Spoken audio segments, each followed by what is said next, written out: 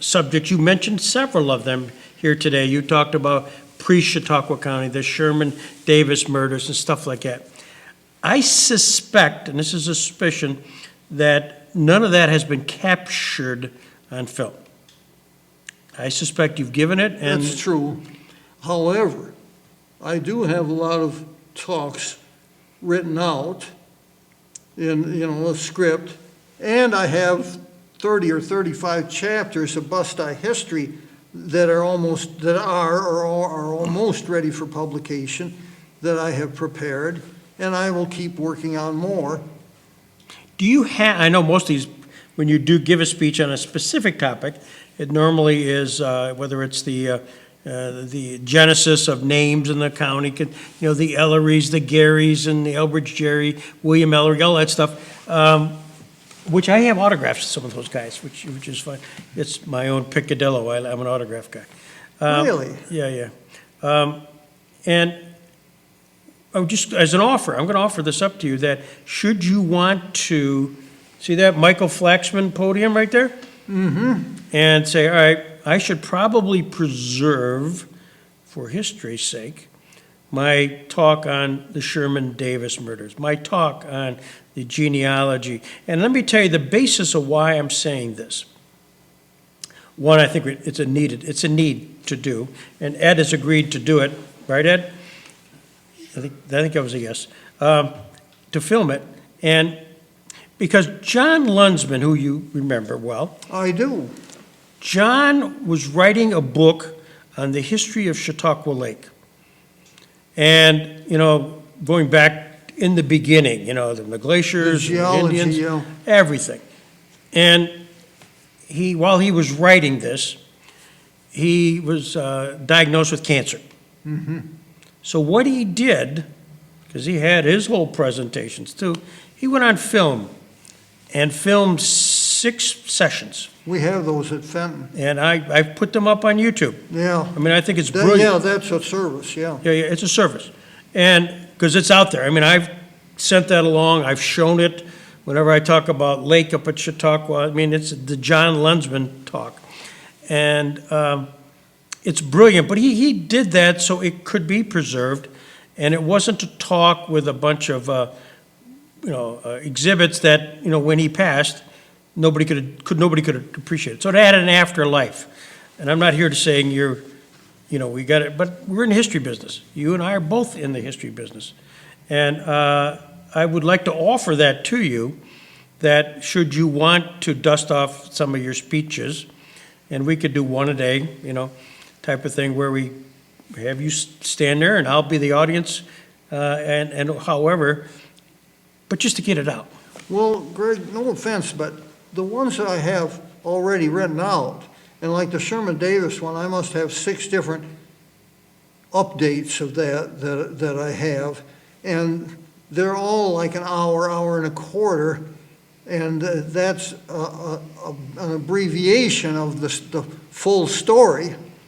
And I have like 3 pages of topics that I can, just list the list of topics.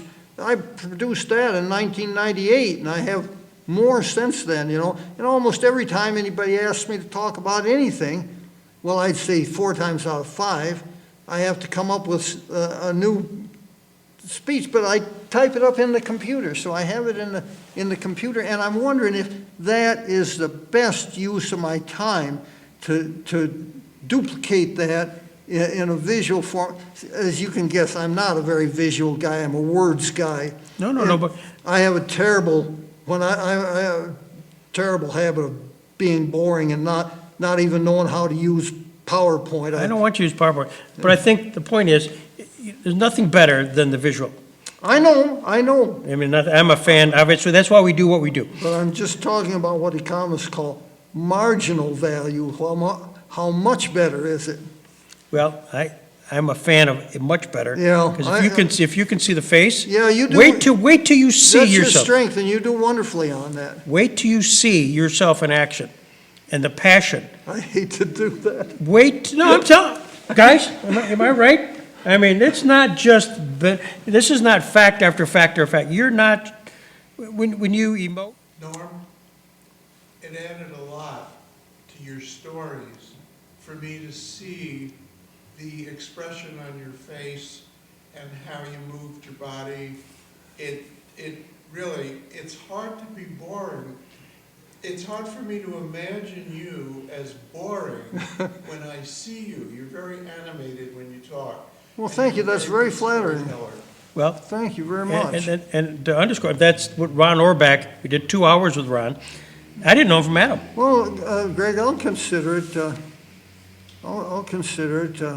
It'd be so much more efficient if it could be done as an actual presentation as well, rather than, getting up and doing it for an audience of 2. Well, no, we can do it either way. I mean, here's what I propose, that we could do a regular, Norm Carlson on. It's Norm Carlson Productions, where during the winter months, once a month or whatever, you come, you're going to give your presentation here. Whoever shows, okay? But most importantly, we film it. I'm going to give you another thing we do. I have the Turner Winter Series here. And I interview Randall Perry, Mark Geis. It could be historically interesting people, whatever it happens to be. And I tell the people they can come, but if they don't come, I don't care. It's like studio wrestling. Yeah. If you know what I'm talking about, where, they'd have the wrestlers and they'd have 20 people sitting in Yeah, chairs, yeah. one camera angle. Yeah. I don't care, because you're getting the wrestling, not the chair. And Something to think about, Greg, but. no, I'm serious. Again, if 10 people showed up, 5 people, if 100 people showed up, we'd announce it. It would be Norm Carlson talking. Norm Carlson tonight.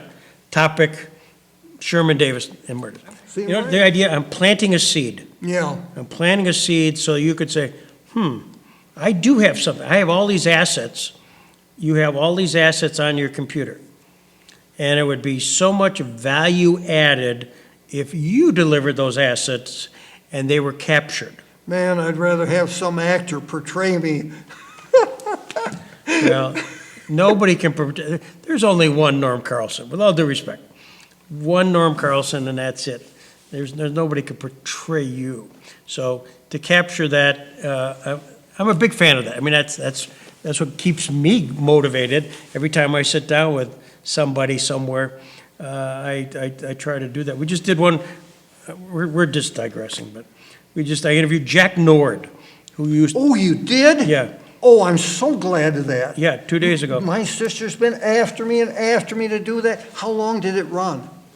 Ed, what'd it go, an hour plus? Oh, he knows so much about, and he's so old now. He's 90-something. Well, here's what happened. 93, yeah, and what happened was interesting, because his 2 daughters, Libby and Heidi, yeah. brought him in, and so Jack's sitting where you are, and I said to the daughters, feel free to chime in. This is not where you're passive, chime in. Well, they took it seriously, and as they should, and when Jack would say, I don't remember the name of so-and-so, some aunt, or, when my dad, when he came over from Sweden, they chimed in. So Ed Thomasini, your buddy Ed, quickly, see that microphone there? There was a microphone right Oh, there. yes. He activated it. It was just sitting there. He activated it, and then took one of those 3 cameras behind me and put it right on them. You're lucky to have that guy. Oh, I know. Well, he's a legend. He's a He legend. is. So we turned that into from a one-on-one, but, think about if Mike and Pat were in the middle of our conversation. It was the same, all of a sudden we have a tripartite interview about the Nord family, the Nordquists. Both of Union- those girls, I call them girls, they're in their 60s and 70s. They're really fine women, Oh, sure. So it was, that was remarkable. Point is, I've done, over 300 World War II veterans and other things like that, and so everybody's got a story. Levi. Well, this has been unbelievable, Norm. This has been great. So anyways, I'm planting a seed. And it's based on the John Lunsman model. And you got so much, you have so much here. We'll see what my sister thinks of it, Yeah, well, absolutely, I know. Now, or is- my ex-girlfriend, or the other ex-girlfriend, or my cousin, or somebody. yeah, work your family. Thank you very much. All right, Greg. This is great, thank you.